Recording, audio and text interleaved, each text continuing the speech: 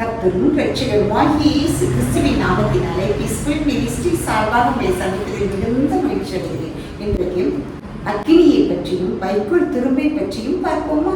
என்ன அக்கினி வைக்கோல் திரும்பை என்று சொல்கிறேன் என்று பார்க்கிறீர்களோ? வேதாகமத்தில் உபதியா என்ற தீர்க்கதரிசன புஸ்தகம் காணப்படுகிறது. இது ஒரே ஒரு அதிகாரம் தான் உள்ளது. இந்த அதிகாரத்தின் 18ஆம் வசனத்தில் இவ்வாறாக சொல்லப்பட்டிருக்கிறது. யாக்கோபு வம்சத்தார் அக்கினியாகவும் யோசேப்பு வம்சத்தார் அக்கினி ஜுவாலையுமாய் இருப்பார்கள், ஏசா வம்சத்தாரோ வைக்கோல் திரும்பாய் இருப்பார்கள் என்று சொல்லப்பட்டிருக்கிறது. அவர்கள் இவர்களை கொளுத்தியும் ஏசா வம்சத்தில் மீதியாய் இல்லாதபடி இவர்களை பட்சிப்பார்கள். இது கர்த்தருடைய வாய் சொல்லிற்று என்று சொல்லப்பட்டிருக்கிறது. ஏசா வம்சத்தார் வைக்கோல் திரும்பாக காணப்படுகிறார்கள், யாக்கோபு வம்சத்தார் அக்கினியாக காணப்படுகிறார்கள் என்று இந்த வேதவசனம் சொல்லப்பட்டிருக்கிறது. வைக்கோல் திரும்பி எதற்காக பயன்படுமா? அது குப்பையாக பதறுமாக எரிக்கத்தக்கதாக தான் காணப்படும். ஆனால் அக்கினி, ஆண்டவர் நம்மேல் அக்கினியை போட வந்தேன் என்று சொல்லியிருக்கிறபடியால் யாக்கோபின் மேல் ஆண்டவர் அக்கினியை கொள்கிறவராக அக்கினியாய் அவரை எடுத்து பயன்படுத்தியவராக காணப்பட்டார். அதனுடைய ஆவிக்குரிய சந்ததியாக காணப்படுபவர்கள் அக்கினியாக காணப்படுகிறார்கள். அவரை அறியாத அம்சீகமான சந்ததியார் வைக்கோல் திரும்பாக காணப்படுகிறார்கள். வைக்கோல் திரும்பு ஒன்றுக்கும் பயன்படாது. இந்த உபதியா தீர்க்கதரிசி தன்னை தீர்க்க தரிசனத்துல இந்த ஏதோமின் சந்ததி எப்படி காணப்படுகிறது என்று சொல்லப்பட்டிருக்கிறது. உன்னை ஜாதிகளில் சிறுக பண்ணினேன், நீ மெத்தவும் அசதி பண்ணப்பட்டிருக்கிறாய், உனக்கு உணர்வில்லை. உன் இருதயத்தின் அகத்தை உன்னை மோசம் போக்குகிறது, உன் சகோதரனுக்கு செய்த கொடுமை நிமித்தம் வெட்கம் உன்னை மூடும். இவ்வாறாக ஏதோமை பற்றி உபதியா கூறுகிறார். இந்த ஏதோம் ஏன் அசதி பண்ணப்பட்டிருக்கிறான் என்று அவனை குறித்து பார்ப்போமா?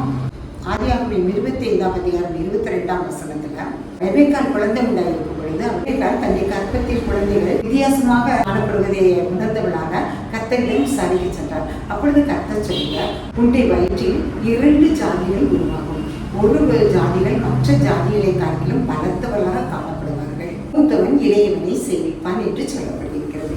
கர்த்தருடைய வார்த்தைகளை கேட்டவளாக ரெபெக்காள் தன்னை மனதில் அதை சிந்தனை பண்ணி கொண்டவளாக மூத்தவன் இளையவனை சேவிப்பான் என்று அவள் அறிந்தவளாக பிறந்த பிறகு தன்னுடைய இளைய குமாரனை அவள் அதிகமாக நேசித்தவளாக காணப்பட்டார்.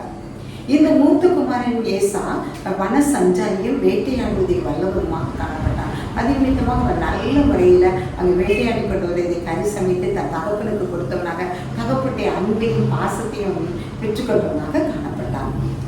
தாய் இளைய மகனை நேசிக்கிறவனாகவும் தகப்பன் தன் மூத்த மகனை நேசிக்கிறவனாகவும் காணப்பட்டார்கள். இது நிமித்தமாக தான் நம்ம இந்த உலகத்துல பிள்ளைகிட்ட உங்க அப்பா பிடிக்குமா, உங்க அம்மா பிடிக்குமா அப்படின்னு கேட்கிற கேள்வி விந்தையாக நடந்து கொண்டே இருக்கிறது. ஆனாலும் யாக்கோபு ஒரு எத்தனாக தன்னுடைய சகோதரனை ஏமாற்றுகிறவனாகவே காணப்பட்டான்.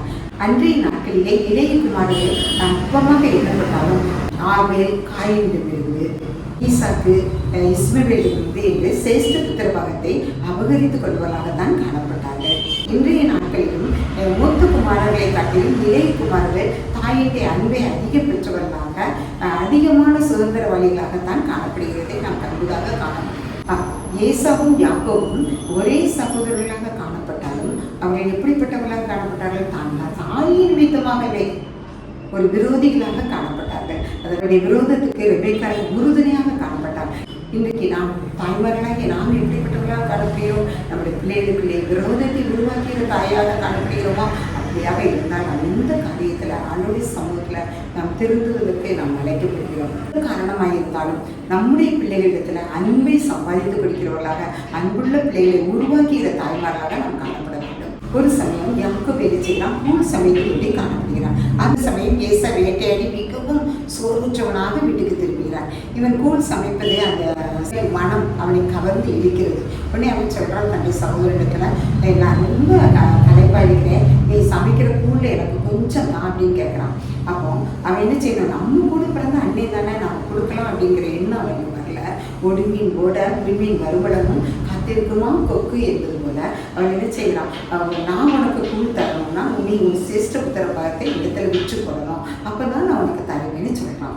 இந்த தாயாவது தன்னுடைய மகனை அப்படி சொல்லக்கூடாதுன்னா நீ அவனுக்கு குடுன்னு சொல்லி அவனை நல்வழிப்படுத்தணும். ஆனா ரெபெக்காள் என்ன செய்யவில்லை, தன் இளைய மகனுக்கு எல்லா சுதந்திரமும் கிடைக்கணும்னு சொல்லி என்ன செய்தா, அவ அந்த இடத்துல கண்டும் காணாமலாக காணப்பட்டாள். ஆனா இவன் தன் வயிற்று பசி, இவன் தன் போஜன பசி, சோர்வு இது நிமித்தமாக நானே சாவ போறேன்,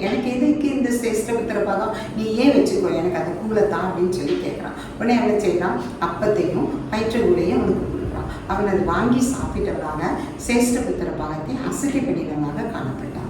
இந்த சேஷ்டபுத்திர பாகம்ங்கிறது என்னதுன்னு நினைக்கிறீங்க? இது தகப்பனுக்கு அடுத்த தலைவன்கிற பதவி அந்த மூத்த குமாரனுக்கு கிடைக்கும். அது மாத்திரமல்ல, ஒரு வீட்டில் 4 பேர் இருந்தால் அந்த அவங்களுக்குரிய சொத்தை 5 பங்காக பிரித்து 2 பங்கு மூத்தவனுக்கும் மற்ற 3 பங்கு மற்றவர்களுக்கும் பிரித்து கொடுப்பார்கள். இதுதான் சேஷ்டபுத்திர பாகம்ங்கிறது. இந்த சேஷ்டபுத்திர பாகத்தை தகப்பனுக்கு அடுத்த ஒரு பங்கு வைக்கக்கூடிய அந்த தலைமைத்துவத்தை நினைச்சுன்னா சேஷ்டபுத்திர பாகத்தை ஒரு கூடுக்காக கொடுத்து அவன் செய்ய அலட்சியப்படுத்துவதாக காணப்பட்டான். இப்படியாக நாம இன்றைக்கு நம்முடைய வாழ்க்கையில நமக்கு கொடுக்கப்பட்ட தாளந்தை நம்ம அலட்சியப்படுத்துகிற பிள்ளைகளாக காணப்படுகிறோமோ, அவன் எப்பேற்பட்ட வகையிலும் நம்முடைய தாளத்தை அவருக்கு பயன்படுத்த விரும்புகிறவராக தான் காணப்படுவார். தாழ்ந்து அது 30, 60, 100 மாற வேண்டுமே வெளிய அலட்சியப்படுத்தக்கூடியதாக காணப்படாது. ஆண்டவர் அதை ஒருபோது விரும்ப மாட்டார். யாக்கோபு தன் தாய்க்கு அருமையான மகனாக இருந்தபடியால் எந்த காரியமாக இருந்தாலும் தன் இளைஞனுக்கு வேணுங்கிறதுல அவர் விருப்பமாகவும் நேர்த்தியாகவும் செயல்பட்டவனாக காணப்பட்டான். ஒரு சமயம் என்ன செய்கிறாரு, ஈசாக்கை ஏசாவை அழைத்து, மகனே எனக்கு கண்ணு மங்கலாக இருக்குது, எனக்கு வயதும் முதிர்வாயிற்று, நீ எனக்கு வேட்டையாடி எனக்கு பிரியமானபடி சமைத்து எனக்கு கொடுக்குமா, நான் உன்னை ஆசீர்வதிக்கணும்னு சொல்றாரு. இதை கேட்டுக்கொண்டு இருந்த ரெபேக்கா தன் இளைய மகனை அழைக்கிறான். மகனை அழைத்து, உங்க அப்பா எனக்கு வயதாயிட்டு கண் பார்வை எனக்கு சரியா தெரியல, அதனால நீ நல்ல வேட்டையாடி எனக்கு பிரியமானபடி சமைத்து கொண்டு வா, நான் உன்னை ஆசீர்வதிக்கேன்னு சொல்லியிருக்கிறாரு. நீ என்ன செய்யல, கடையில போய் நீ வெள்ளாட்டு குட்டியை பிடிச்சிட்டு வா, நான் உங்க அப்பாவுக்கு பிரியமானபடி சமைத்து உன்கிட்ட தாவே நீ கொண்டு போய் கொடுத்து ஆசீர்வாதத்தை சுதந்திரித்து கொண்டு வா அப்படின்னு சொல்றாரு. இந்த யாக்கோபு சொல்றான், அம்மா ஏசா ரோமம் மிகுத்துவேன், அப்பா என்னை தடவி பார்த்து எனக்கு ஆசீர்வாதம் இல்லை, எனக்கு சாபத்தை தோல்விப்பார் அப்படின்னு சொல்லுவான்.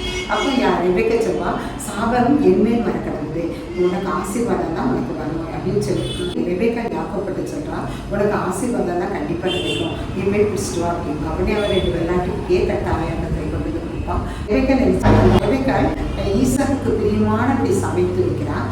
ஏசாவோட வஸ்திரத்தை யாக்கோபுக்கு அணிய வைக்கிறான். அவன் கைகளில் ஒரு ரோமம் இல்லாத பகுதியில் வெள்ளாட்டுக்கு தோலை போட்டு விட்டுருந்தான். உடனே அவன் கையில் கொடுத்து நீ பக்கத்துலேயே கொடுக்குறான். உடனே அவன் என்ன செய்யறான், தன்னை தகப்பனாட்ட கொண்டு போய் அந்த ஆகாரத்தை கொடுக்குறான். தகப்பனார அதை வாங்கி திருப்பி சாப்பிட்றாரு. இவன் வெளியே வந்துருக்கான். திரும்ப ஏசா போறாரு. ஏசா தகப்பனாட்ட போய் அவன் சமைத்த ஆகாரத்தை தகப்பன்ட்ட கொடுத்து இதை சாப்பிட்டு என்னை ஆசீர்வதிக்கப்பா. அப்போ இதுக்கு முன்னால் கொண்டு வந்து தந்தரி யாருப்பா யாக்கோவோ அப்படின்னு அவர் யாக்கோவோ நினச்சிக்கிட்டான் அப்படின்னு சொல்லுவாரு. உடனே ஏசா அவன் எத்தனை அல்லவா, அவன் பெயரே எத்தனை, அவன் என்னை 2 முறை ஏமாத்திட்டான், என் சேஷ்டபுத்திர படத்தையும் வாங்கிட்டான், இப்போ என்ன இந்த ஆசீர்வாதத்தையும் வாங்கிக்கிட்டான், நான் அவனை கொல்லாம விட மாட்டேன்னு சொல்லி அவன் கங்கனை கட்ட ஆரம்பிப்பான். இந்த சமயம் ரெபேக்கா என்ன செய்யறான், தன்னுடைய மகனை பத்திரமா தன்னுடைய சகோதரனை வீட்டுக்கு அனுப்புறான்.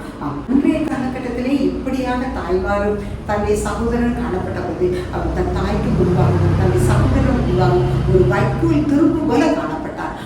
இன்றைக்கு நாம் எப்படிப்பட்டவர்களாக காணப்படுகிறோம், நம்முடைய தாய் தகப்பனுக்கு முன்பாக வைக்கோல் திரும்பாக காணப்படுகிறோமா அல்லது அக்னியாக காணப்படுகிறோமா? ஆண்டவருக்கு பிரியமான பிள்ளைகளாக நம்ம காணப்படும் பொழுது நம்ம வைக்கோல் திரும்பாக ஒருபோதும் காணப்பட மாட்டோம். ஆண்டவர் யாக்கோபை போல நம்ம என்ன செய்வார், ஆசீர்வதிப்பேன்னு சொல்லியிருக்கிறார். தாயாகிய நாமும் கூட நம்முடைய பிள்ளைகளை பாரபட்சம் இன்றி அன்பு செலுத்துகிற பிள்ளைகளாக ஆண்டவருக்கு முன்பாக வழிநடத்துகிற பிள்ளைகளாக இந்த நாட்களில் நாம் கடந்து செல்வோம். ஏனால்தான் அவருடைய வருகை நாட்களில் அவருக்கு முன்பாக நாம் நல்லதொரு பிள்ளைகளாக நிற்க முடியும். எபிரேயர் 12:17 ஏனென்றால் பிற்பாடு அவன் ஆசீர்வாதத்தை சுதந்திரித்துக் கொள்ள வேண்டும் என்று விரும்பியும் ஆகாதவன் என்று தள்ளப்பட்டதை அறிவீர்கள். அவன் கண்ணீர் விட்டு கதறியும் மனமாறுதலை காணாமல் போனார்கள் என்று சொல்கிறார்.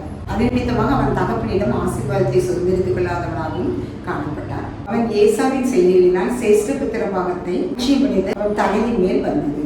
எனக்கு அன்பானவர்களே, யாக்கோபு ஆண்டவருக்கு பிரியமானவனாக காணப்பட்டவனாக அவனுடைய தொடைச்சது சுருக்கத்தக்கதாக ஆண்டவரிடத்துல பிடிவாதமாக ஜெபித்து ஆசீர்வாதத்தை சுதந்திரித்துக் கொண்டவனாக காணப்பட்டான்.